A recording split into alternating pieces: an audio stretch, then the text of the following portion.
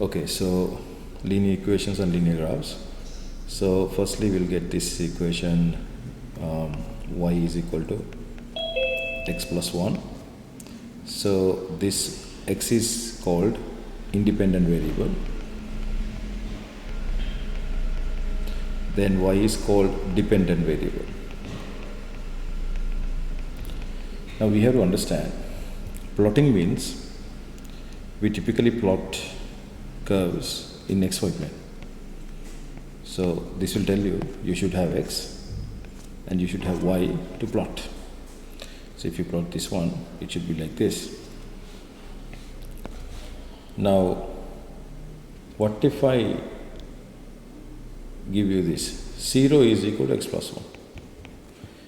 Now here you can see clearly y became 0. Y became 0. Y is forced to become 0.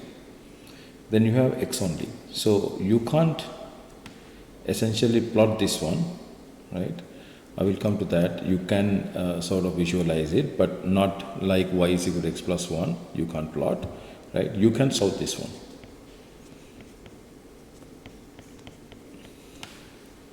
Right? This one you cannot solve. You cannot solve.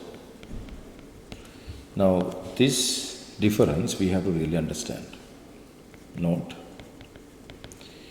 if you have y is equal to x plus 1 and 0 is equal to x plus 1, this cannot solve. This one can solve. Why this cannot solve? Because you can see one equation here. You can see one equation here and two variables, which is x and y. So you can't solve one equation, two variables, you can't solve. If you want to solve, you have to have two equations. So that concept is called simultaneous equations, that we will discuss in a different lesson. Now this can solve. Why you can solve this one? It's you get one equation here, right? One equation and one variable. So it's solvable. These are basics, right? Okay, so this is fine. Now I will get example. Y is equal to x plus 1 and y is equal to x squared plus 1, y is equal to x to the power 3 plus 1. I can write more examples here. However, what I want to address here is, you can see the power of the independent variable. So what is the independent variable? This is the independent variable. This guy is the independent variable. X is the independent variable, right? So look at the power of the independent variable. So the first one, power is 1. Second one, power is 2. Third one, power is 3. So equation with a power 1 for the independent variable, we call it linear equation. We call it linear equation. All of these are non-linear equations, right? All other things are non-linear equations. We call it non-linear equations.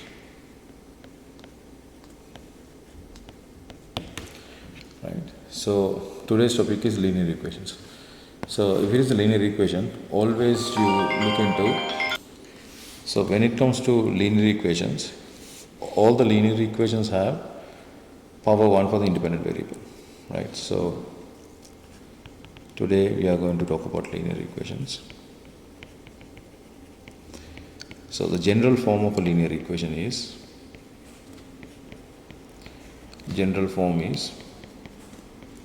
y is equal to mx plus c.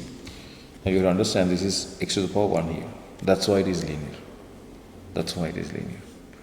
So these m and c are constants, right? M, c are constants. Now m is called the slope. We will discuss what is the slope. Sometimes people call it gradient, right? C is called y-intercept. y-intercept. C is called y-intercept.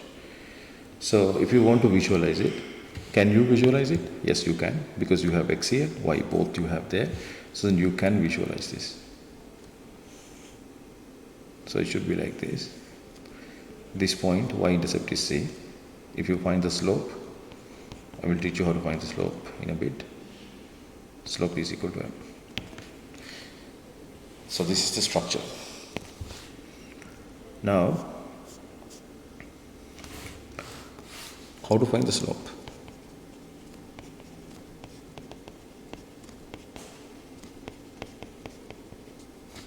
Of a linear line.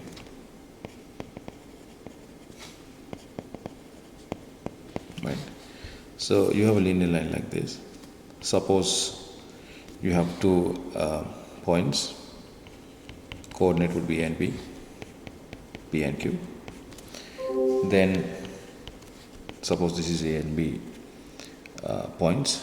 So you need to find the slope of AB line.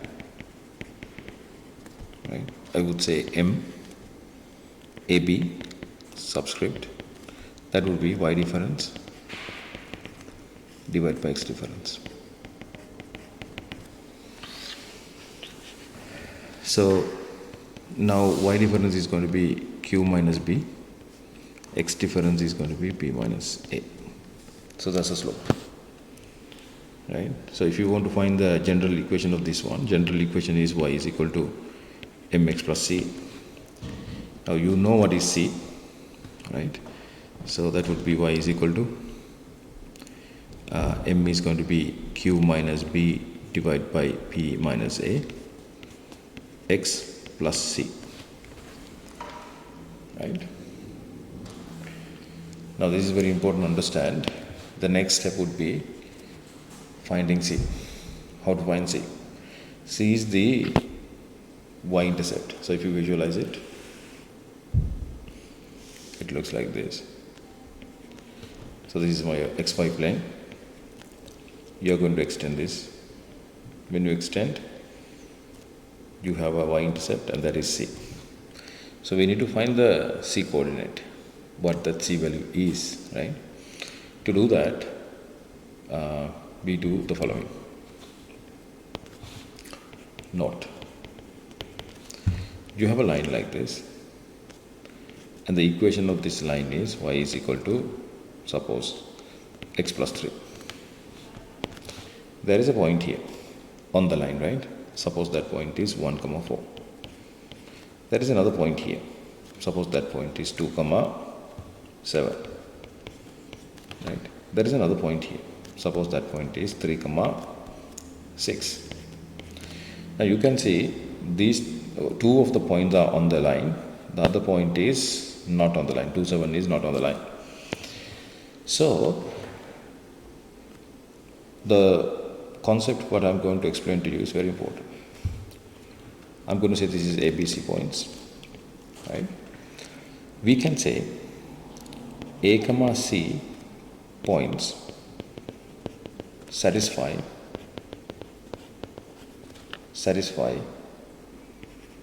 AC, satisfy the equation of AC line. What do you mean by that? The meaning would be A point and C point, AC points, are on the line.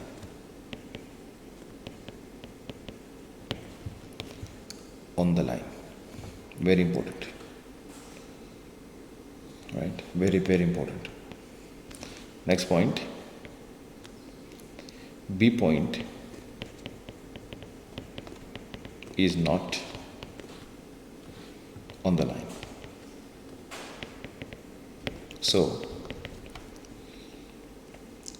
2, 7 coordinate, which is the coordinate of B, 2, 7 coordinate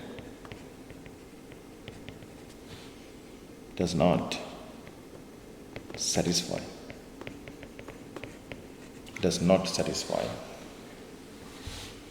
the equation of the line.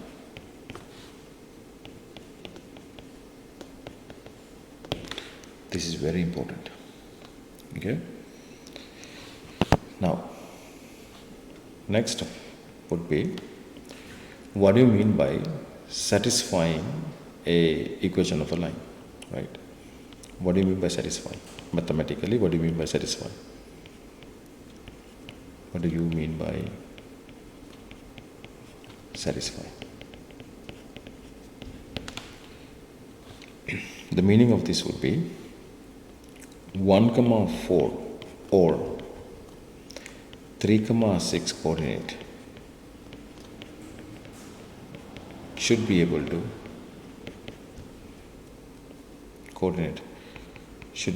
to substitute into the equation y is equal to x plus 3. This is the beauty. Substitute. This is the beauty, right?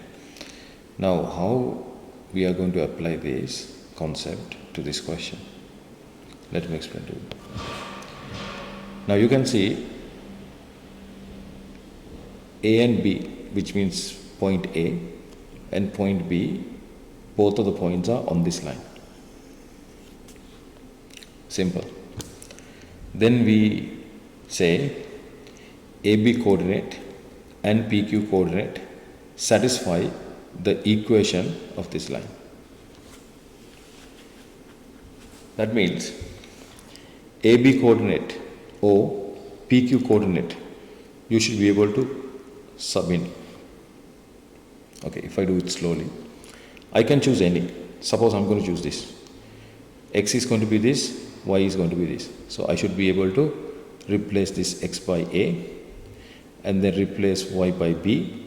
Then you can see A is a constant value, B is a constant value, A is a constant value, and M is a constant value. You can find C from there. Yeah. Next one, P and Q. So P and Q satisfy this equation. So that means this XY value you can substitute here. So you can replace X by P, you can replace Y by Q. So if you do so, you can see Q is known, P is known, M is known, you can find C. It doesn't really matter which one you are going to substitute. You can substitute this one or the other one, which is AB, right? So this is the concept. So now what I'm going to do to find the C value, right? Finding C.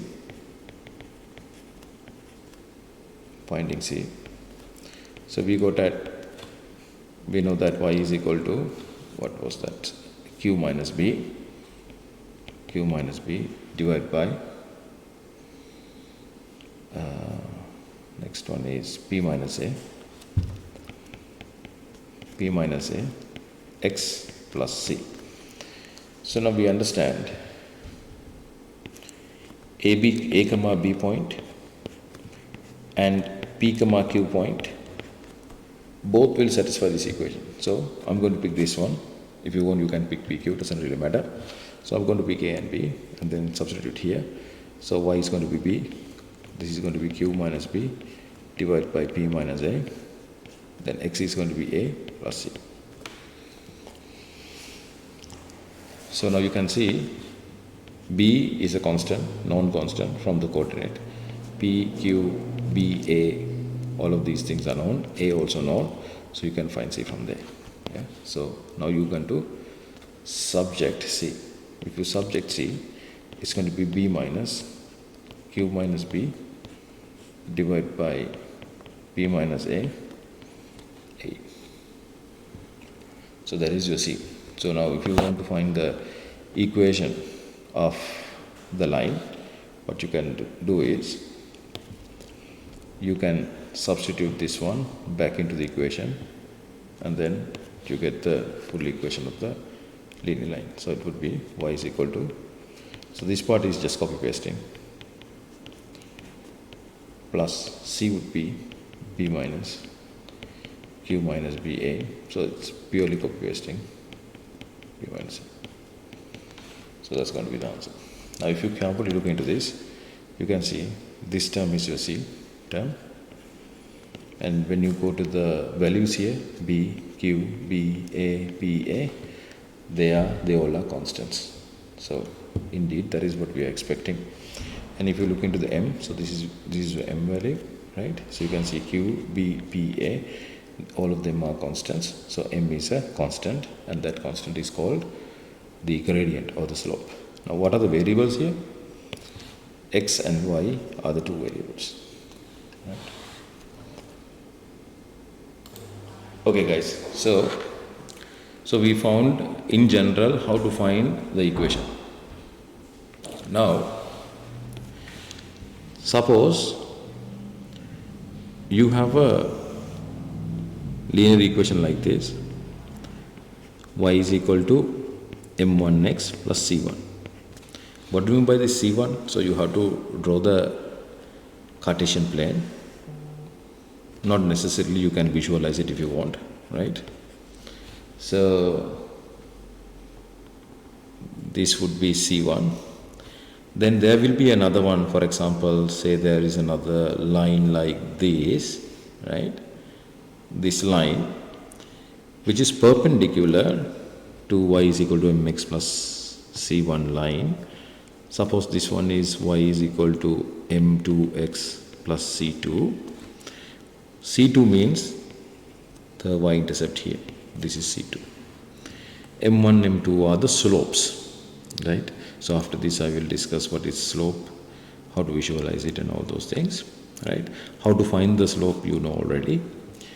Now if you have this kind of a situation, perpendicular, there is a condition we can make. So I'm emphasizing m1 and m2, right? So the condition would be m1 times m2 is equal to minus 1, right? So this you have to understand, right? At this point you have to remember. There is a proof. The proof is very complicated. You have to have year 11 or 12 knowledge to do that. So it's better to remember that if two lines are perpendicular to each other, so slopes are when you multiply the slopes, that would be minus 1, right? Okay, so we'll discuss a question. Suppose there is a line which is y is equal to 2x plus 1. There is a point on this line, right? There is a point on this line. Suppose that would be 1, 3, right? 1, 3. Now, you understand this 1, 3 point satisfy what we can say 1, 3 point should satisfy, right? Because it's on the curve. Point should satisfy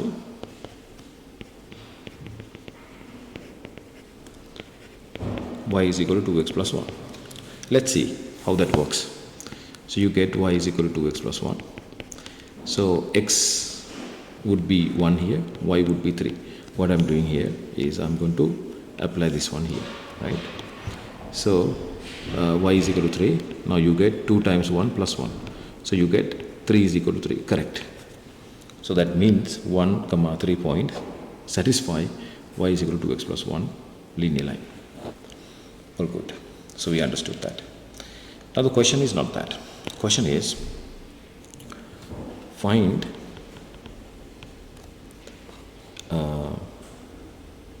the equation of the perpendicular line which passes through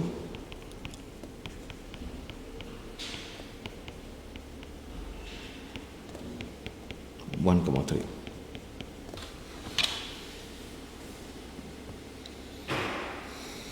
Right? Which passes through 1, 3. Now, perpendicular, right? So that means m1 times m2 is equal to minus 1.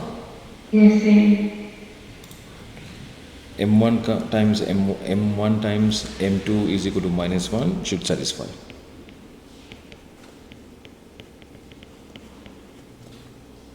right?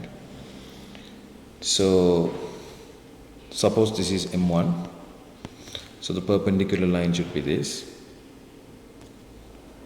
and equation of this one say y is equal to m2x plus c2, right? Now what we did was we try to find out the relation between m1 and m2, which is this one. Why? Because they are perpendicular to each other. So m1 is 2, m2 we don't know. However, the multiplication is equal to -1. Now m2 becomes -12,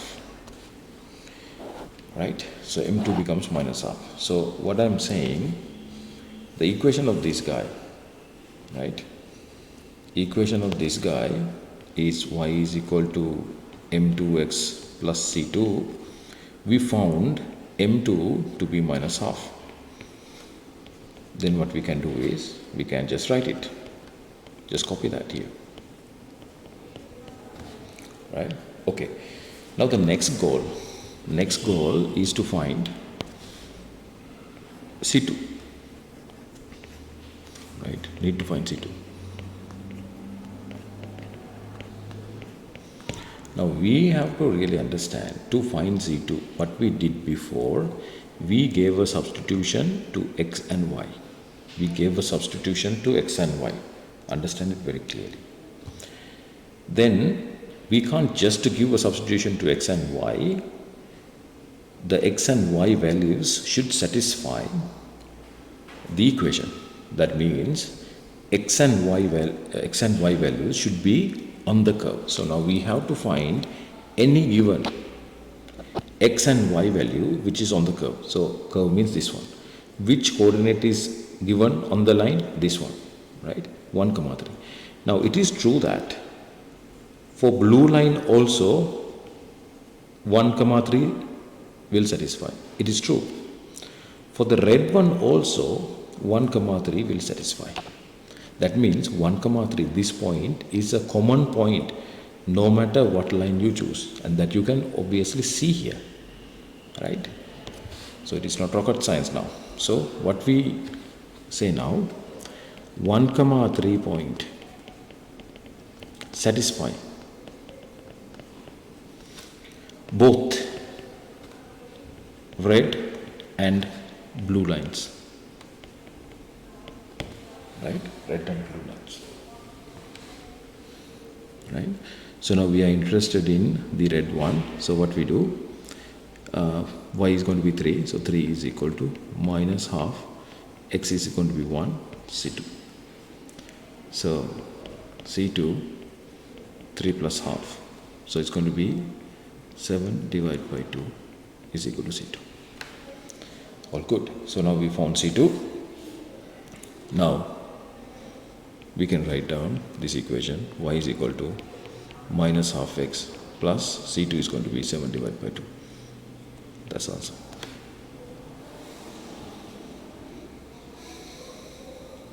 This is how we find the equation of a perpendicular line.